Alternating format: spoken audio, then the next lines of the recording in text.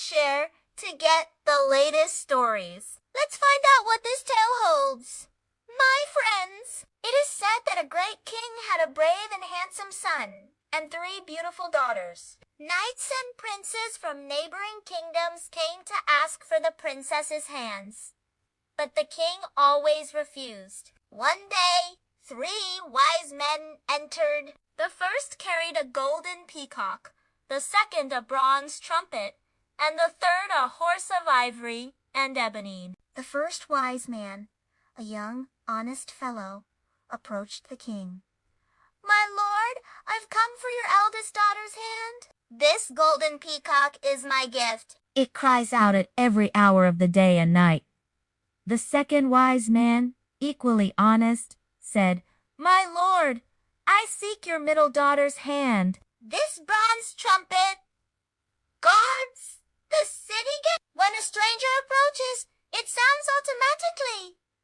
The king, impressed, agreed to their proposals. Then the third wise man, an old, cunning man, stepped forward. "My lord, I ask for your youngest daughter." "This ivory horse is my gift. It flies and carries its rider wherever they wish." The king, amazed, declared, "If you speak the truth, you shall marry my daughter. If you lie, you'll be jailed. Let's test this horse." But the wise man didn't want anyone discovering his secret. He planned to win the princess and escape with her and the horse. The prince, Ashraf, noticed the wise man's deceit. He jumped up and said, "I'll test the horse, father." He mounted it, but it wouldn't move. The prince turned to the wise man. "Is this your flying horse? If you lie, we'll have your head." The frightened sage pointed to a rein. "Lift this, and the horse will fly." As soon as Ashraf lifted it, the horse soared into the sky, disappearing from sight amidst the crowd's astonished cries. The prince found himself lost in space, unable to land. "This is a trick to kill me," he thought. He frantically searched the horse and found another rein on its left shoulder. He pulled it, and the horse shot forward even faster. Finally, he found a small knob between its shoulders. He turned it, and the horse began a gentle descent. He soon learned to steer it left and right. All day he flew, mesmerized by the lands below. As night fell, he spotted a magnificent city with a grand palace. He decided to land on its roof. He found a marble staircase and followed a hallway to a pearly ruby-encrusted door. Inside was a lavish hall. Just then, he heard footsteps. A captivating young woman entered, flanked by 6 maids and a muscular guard. It was Princess Jasmine. The guard saw Ashraf and attacked. Ashraf quickly drew his sword and disarmed the guard, knocking him out. Jasmine was startled but drawn to the brave, handsome stranger. Ashraf, in turn, was captivated by her beauty. "Who are you?" she asked. "I am Prince Ashraf, son of King Sultan." He bowed. He told her his story, conveniently leaving out the part about the flying horse. As they talked, the guard regained consciousness and slipped away. He ran to the king, claiming a genie had captured the princess. The king burst in, sword drawn, but saw no genie, only a handsome young man talking with his daughter. Enraged, he lunged. "Defend yourself, intruder!" Ashraf parried. "I'm no intruder." "I am Prince Ashraf," the king yelled, a prince sneaking into a princess's quarters. He attacked again. Ashraf disarmed the king but was quickly surrounded by guards. "Prepare to die at dawn." The king roared. Ashraf stood tall. Princes die on the battlefield. "I will face your entire army."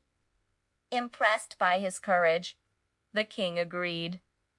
At dawn, Ashraf faced rows of knights. "O king," he requested. I asked to ride my own horse. And where is this horse? The king scoffed. On your palace roof, my lord. The king and his court laughed, thinking him mad, but sent men to retrieve the strange ivory horse. Ashraf mounted it. I am ready. The king ordered his knights. Show him no mercy. As the knights charged, Ashraf glanced at the palace window. He saw Jasmine, her face in her hands. He knew she loved him. He quickly pulled the rein, and the horse leaped into the air, flying away until it was just a speck in the sky. Ashraf flew back to his own city. The people who thought him lost forever cheered his return. The king, his father, was overjoyed. But Ashraf noticed the old wise man was missing. I imprisoned Him for endangering your life, his father explained. Ashraf pleaded for the man's freedom, and the king agreed. That night, Ashraf couldn't sleep. He could only think of Jasmine.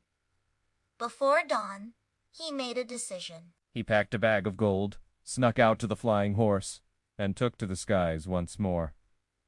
He landed on a hill near Jasmine's city and waited. He learned from locals that the princess had refused to eat since he left. Fearing for his daughter's life, her father offered a huge reward to anyone who could cure her. Ashraf disguised himself as an old physician and went to the palace. He requested to see the princess alone. When he entered her room, he called her name softly. She leaped from her bed, astonished. I came to ask for your hand, he said. But your father will never forgive me. We must escape together. That night, Ashraf flew the horse to her balcony. A moment later, she was behind him, and they soared away into the darkness. When they arrived, Ashraf's father, the Sultan, saw their love. Take your bride and the horse, he said. Return to your country. Ashraf and Jasmine married and lived happily ever after, visiting her parents every year on the flying horse. And as for the ugly wise man, he escaped prison again and fled to a distant land. Perhaps he's trying to build a new flying horse. But that's another story. Thanks for watching. Don't forget to like and subscribe for more amazing tailies.